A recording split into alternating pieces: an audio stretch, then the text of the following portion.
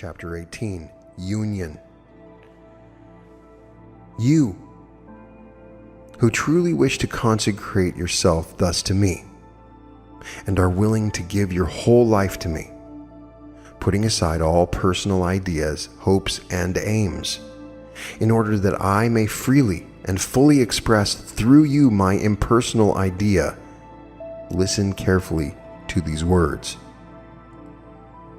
I have led you through all your experiences of life, up to just this point.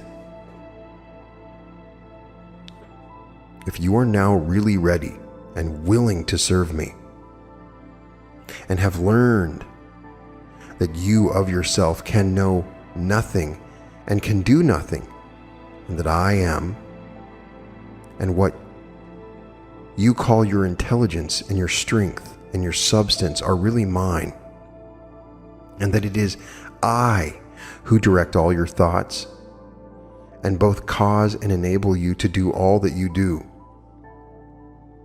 then you can comprehend the significance of my words and are quite prepared to obey them. I have hitherto brought to you the experiences that would teach you just these things.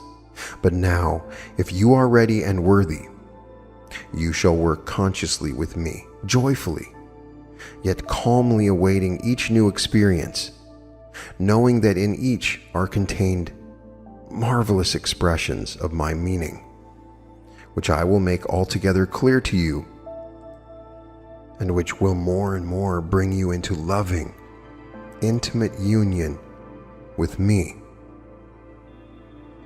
Thus all experiences will hereafter be blessings, instead of trials and tests or karmic effects of previous acts, for in each will I disclose unto you glorious visions of my reality, of your own true, wonderful self, until you no longer will have any disposition to follow any of the old desires, but will seek only to know my wishes and to please me.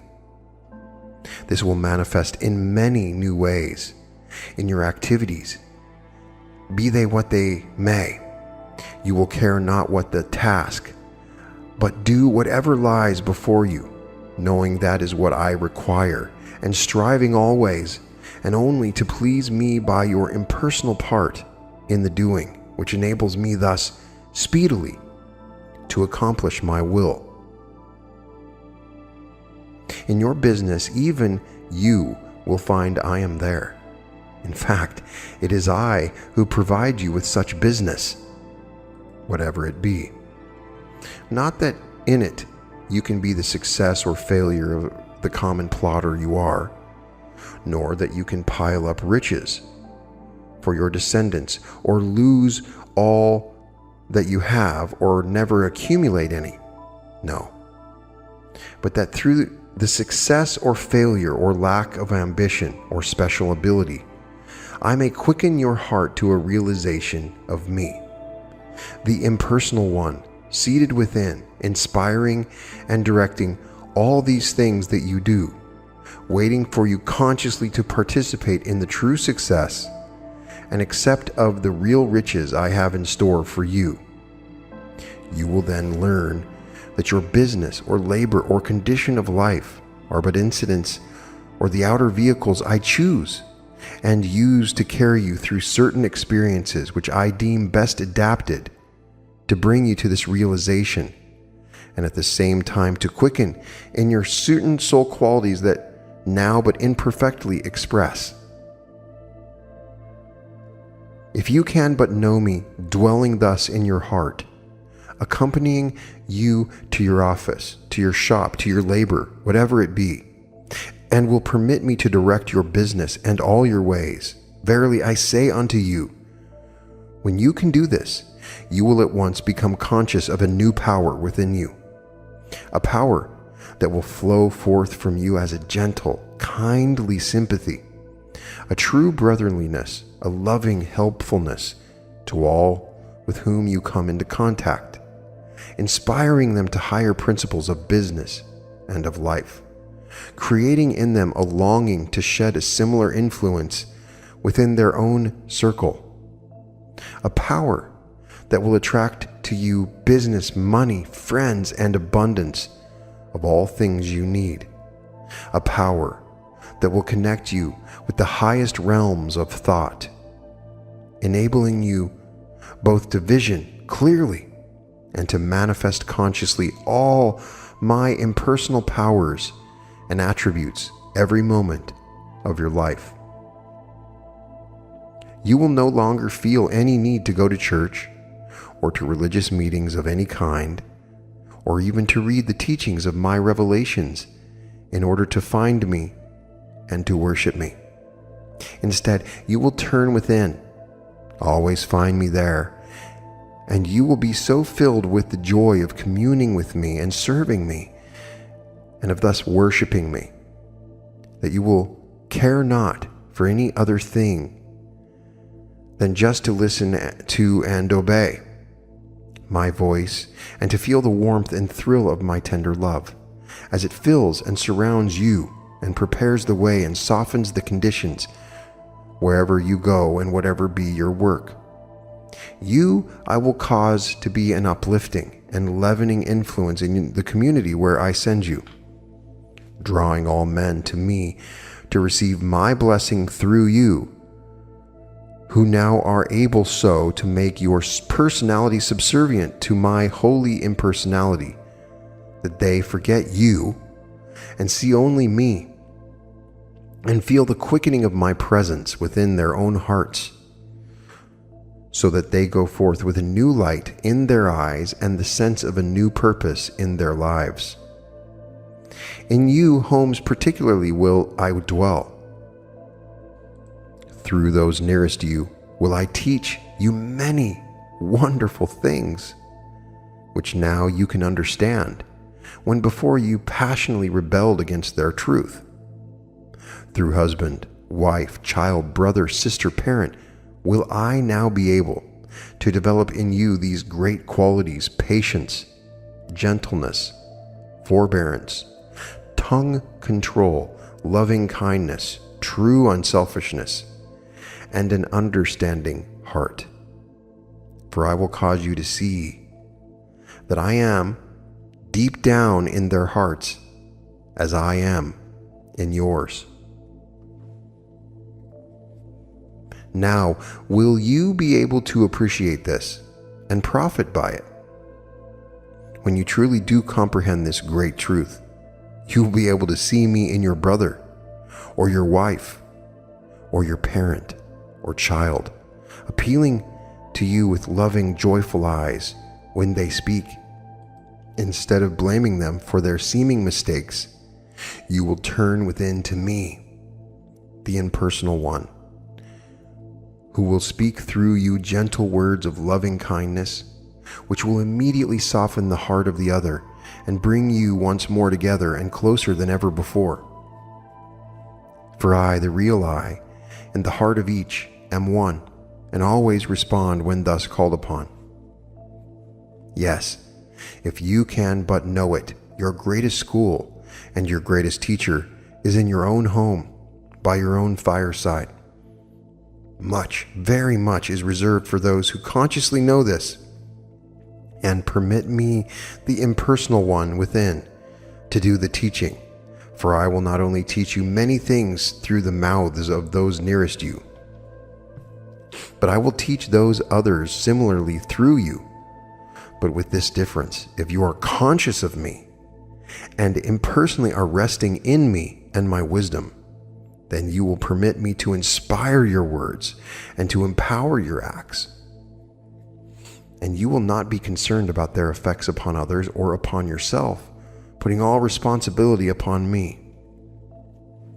When you can do this, you will marvel at the changes you see taking place, both in your personality and in the personalities of your dear ones, until you are able to see back of their human personalities, me, your own impersonal self, shining from out their eyes. When you can thus see me, Then will the heavens be opened unto you, and no more will you see flaws in your brother, or hear inharmony around you, or feel unkindness coming from any other fellow being. For you will know that I, the impersonal one, within that other, am the fount of all perfection, of all harmony, of all loving kindness, and wait but for the human personality to make the recognition. Step submissively aside and let my light shine forth, resplendent in all the glory of my divine idea.